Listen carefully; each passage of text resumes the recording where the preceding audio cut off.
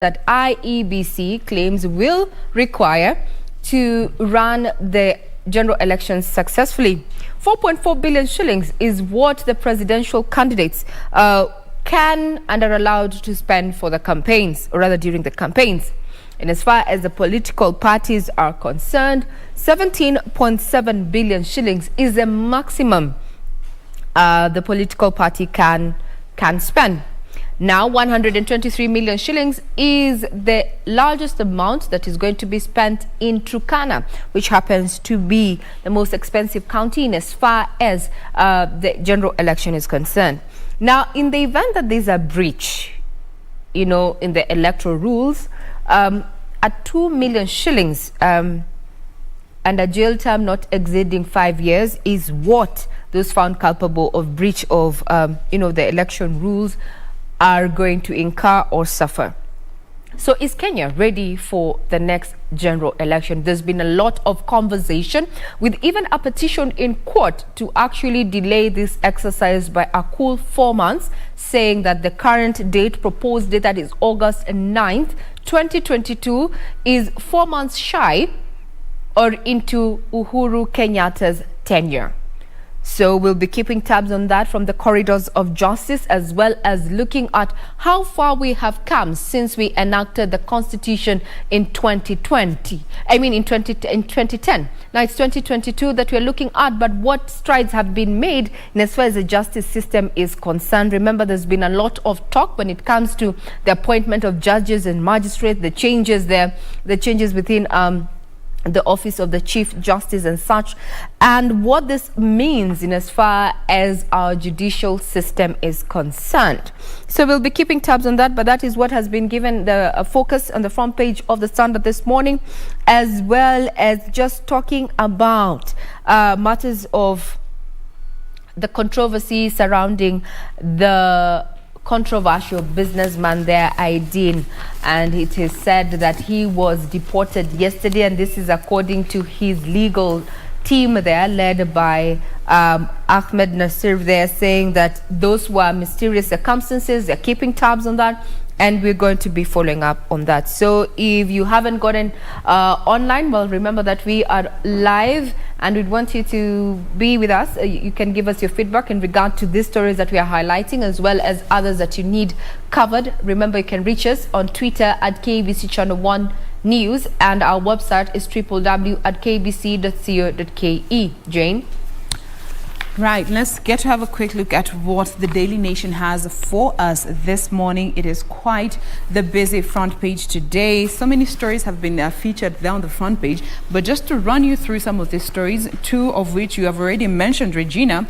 Number one, in regards to election spending, should Chebukati enforce the limits on campaign spending? The depth of candidate pockets may not matter in this forthcoming general elections. That story has been covered on two whole pages. We'll be getting to the details in a bit. Coming to the other main story in regards to how Ruto man was kicked out at night. It is said that he is an established investor, though his companies still remain a mystery. He was spirited out of the country under unclear circumstances at around 5 a.m. yesterday, and so many questions are abound. Again, yesterday during Ion Politics, we did mention to you that Kalonzo Musyoka was set to launch the Stephen Kalonzo Musyoka Command Center in Karen, and true to that, he did. Of course, here pictured in the company of Musalia Mudavadi, ANC chair.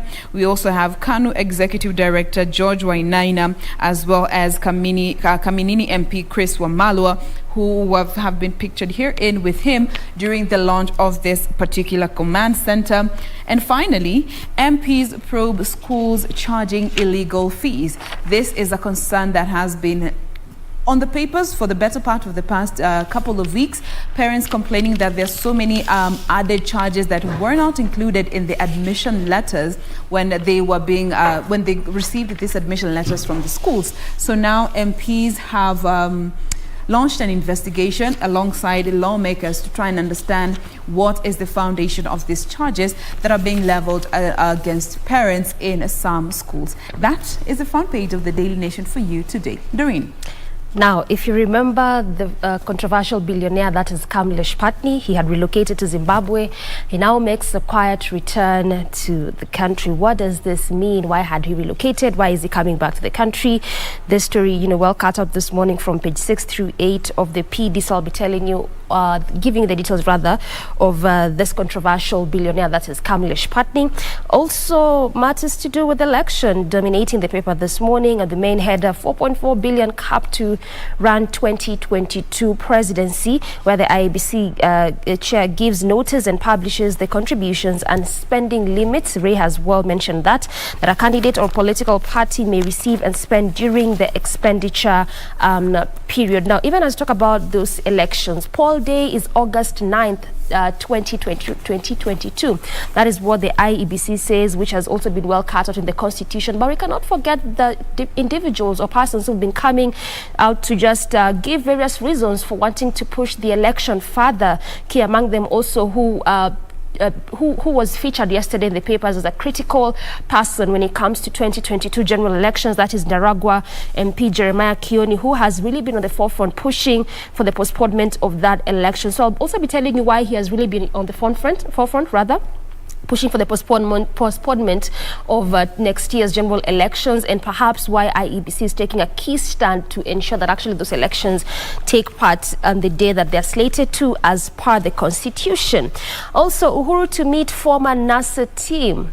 Yes, so what does this mean for the three former NASA principals? That is Moses Wetangula, Musalia Mudavadi, as well as Wiper's Kalonzo Musyoka. Details of that coming in a short while. And again, as yesterday marked the first day for matatus to begin carrying full capacity, looks like they're really not following the laid protocols or procedures that were given for the PSVs. Key among them the crew, which is inclusive of the driver as well as the two touts, need to be wearing fully fledged masks, as well as proper sanitizing, and also after every trip announcing to the people there that they really need to ensure that they wear their masks properly. So just according to this paper this morning, a spot check was done, and that has not been happening. So what does this mean, given the fact that the numbers of COVID-19 continue to spike day in, day out? I'll be giving you those details in just a short while, and that's how the front page of People's Daily looks like this morning. Now we're about to get into the details there in regard to the stories making headlines. Now, it is clear that the scribes this morning have been reading from the same scripts, and I want to pick up from where you've left, Doreen, in regard to the exit of Ayudin. This brings back the conversation around the Sagresian brothers. Remember those years back, it was a controversy, and until it became none. We've never been told what they were doing in the country, under the circumstances under which they left, and the ripple effect, or rather, the consequences of them being in the country. So here is the makings of another.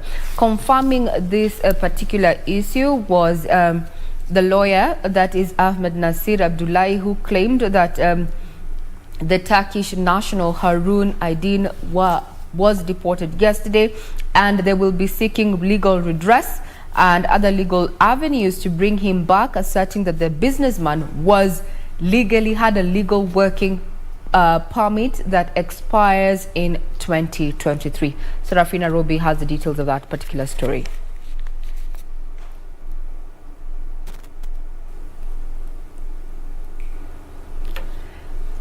All right. We will be getting to some of those stories in a bit, but let me just take you through one of the stories here on the Daily Nation. We start with this particular story that was on the front page in regards to our schools, or rather some schools that have been found to be charging extra fees. And the weird part is that these extra charges are not being remitted into the school's legal accounts, but rather through other transactions. We have they have gone ahead to mention M-Pesa and other accounts that have not been identified with that particular school. And now members of Parliament Parliament. They're set to have a meeting next week with Education CS Magoha to discuss these charges that many head teachers are springing on parents every other time when schools open. And this is something that has been happening for quite some time now.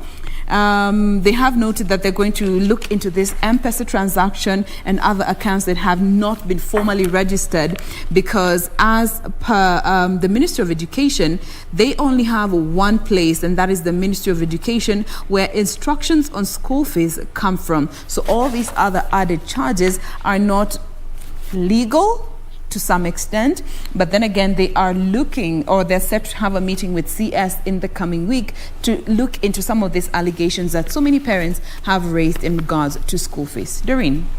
Okay, let's come to that story concerning the Matatu sector, or better the PSVs. Like I mentioned earlier, yesterday marked the day one for them to be fully allowed to carry to full capacity. And yes, we had talked about this yesterday concerning the different concerns that perhaps Kenyans had, or perhaps what did this mean, given the fact that COVID-19 numbers are continuing to spike, as I had mentioned. But just after that government decisions to allow PSVs to carry full capacity, it appears to have caught the Matatu sector flat-footed, as most of them are yet to comply with those COVID-19 protocols. The spot check done yesterday revealed that most PSVs operating within CBD were not observing those laid down regulations. For instance, most matatus did not have sanitizers, which was key among the regulations that they were supposed to follow as they began carrying to full capacity as of yesterday. So that they didn't have sanitizers. Others didn't have thermoguns to test temperatures for passengers as they come into the vehicles. The crews were not wearing the 3-ply masks as it had been agreed between the government as well as the Matatu Welfare Association, because that was the agreement that was supposed to have taken place. But still, Mike Maina, who's a driver that plies Jogoo Road with a certain circle, said that they are yet to be equipped with this COVID-19 prevention kits. So one of the major reasons to why a good number of these public service vehicles are not adhering to the laid protocols that they were supposed to adhere is because they have not been furnished with these kits, like the ply masks, the sanitizers, the thermoguns, because clearly just amongst themselves they can't quite get it. So when you look at just better still going by this particular article, because this is just one of the drivers, and this is actually a concern of a good number of them as to why they're not adhering to this protocol. So what does this mean for you and I as a Kenyan? And again, that's the part where we keep saying, do your bit. Ensure that you take all the necessary measures, because that protection is just with you. It's you to protect yourself as a Kenyan. So that's Kenyan. So that's the latest when it comes to how public service vehicles have been doing since they have been allowed to carry to full capacity. Ray.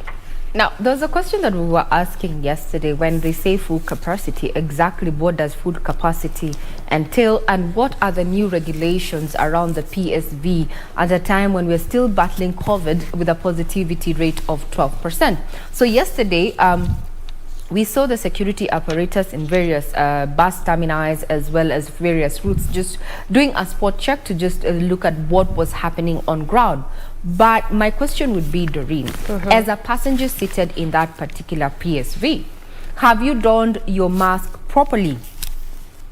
Have you sanitized? And has the sanitizer been provided for you as you board? Because these days, people just board the matatus. Yeah. We do not even have the temperature checks anymore. So when you talk about creating a safe environment for doing business, and that's the reason why we feel now we have brought back the PSVs to operate in full capacity, because we did not let the trains still continue doing full capacity, as well as the airplanes flying in and out of various destinations.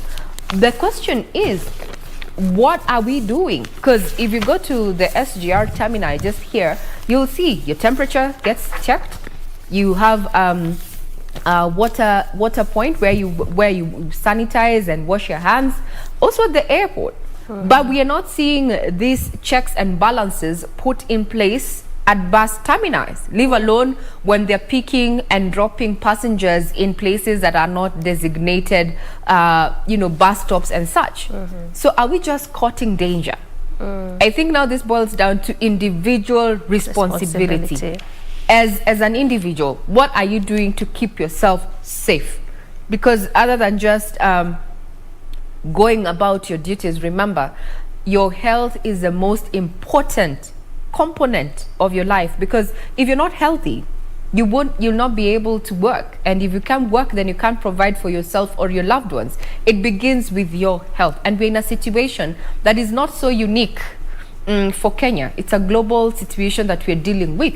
Other countries are planning to open up because they've already garnered the herd immunity, the vaccination is ongoing, and also they have adhered to the laid down protocols. We are very, very lucky as Kenya, if I can say, looking at the business perspective, in as much as we have seen a downsizing of some businesses since COVID struck 1 year on, plus we did not experience what other countries, especially in Europe and the Asian world has been experiencing, given the huge numbers and the issues of lockdown.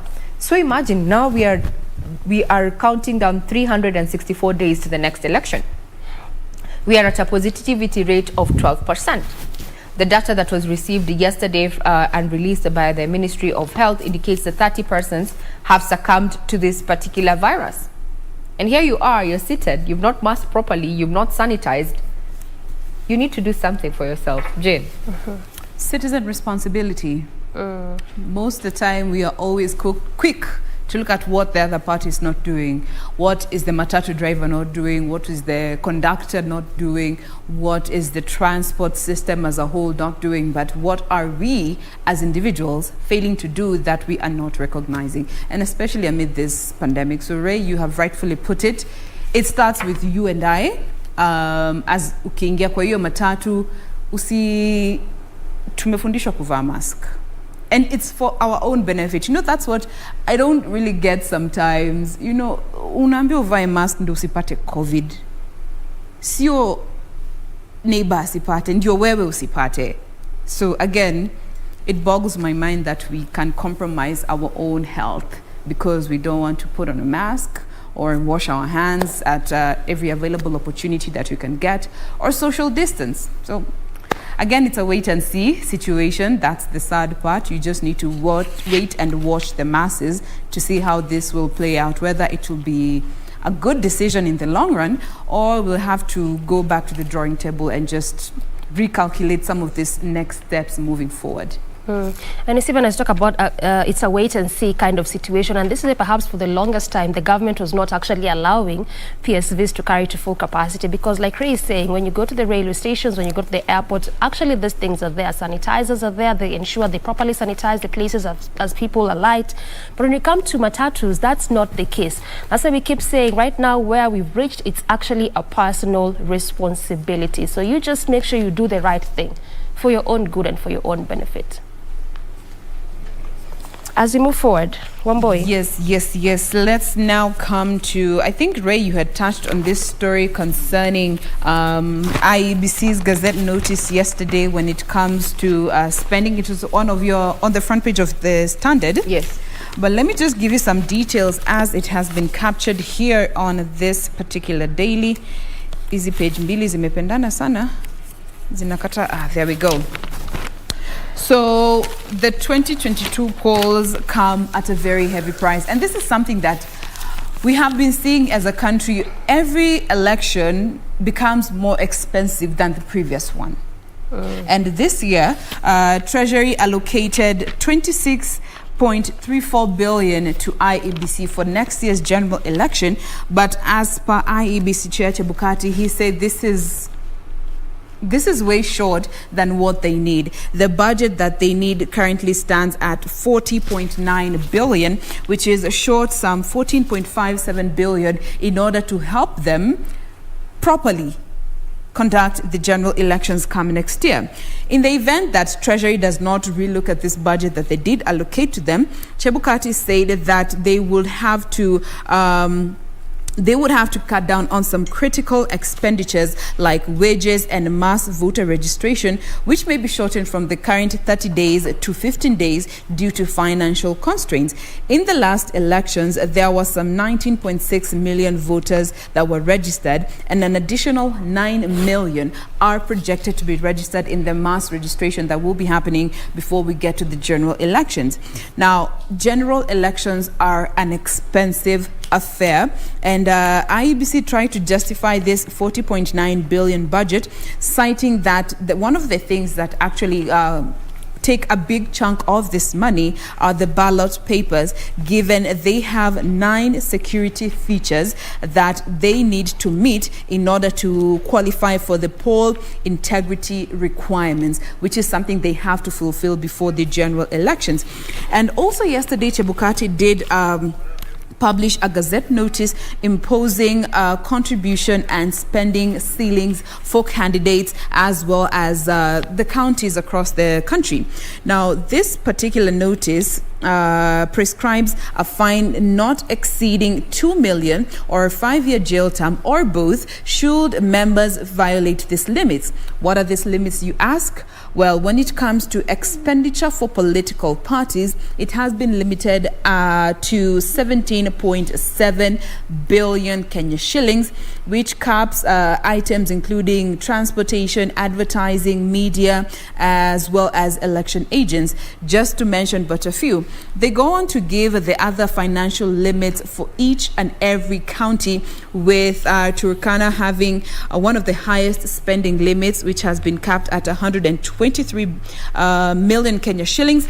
We also have Nairobi County, which comes in second with 117 million Kenya shillings per square kilometer.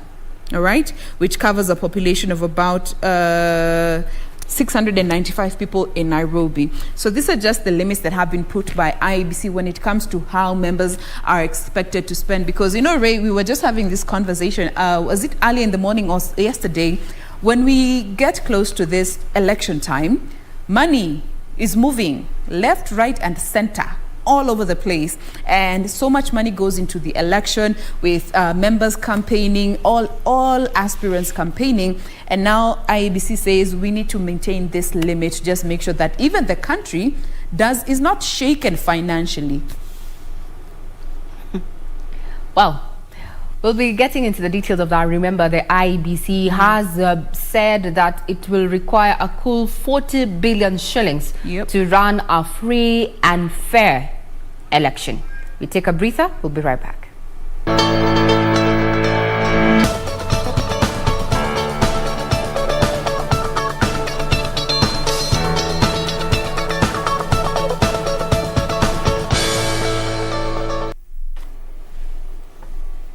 Good morning once again. You're watching KBC Channel 1, and picking up from where we left on, it's exactly 364 days towards the next general election. The question has been, is Kenya going to be ready in time?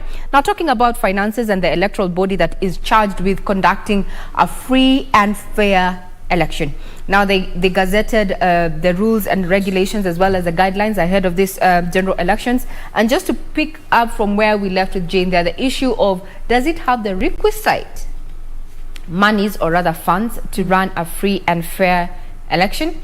Now, a report here prepared by John Jacob Courier, just helping us understand the spending limits that have been given by IEBC, indicate that presidential candidates in the next year's general election will only be allowed to spend approximately 4.5 billion shillings for their campaigns. Now, candidates vying for governorship, senator and women representative in Turkana, Nairobi and Marsabit will be the highest spenders, using more than 100 million shillings, while Lamu ranks last in terms of spending for candidates seeking the same positions and be expected to spend approximately 22 million shillings.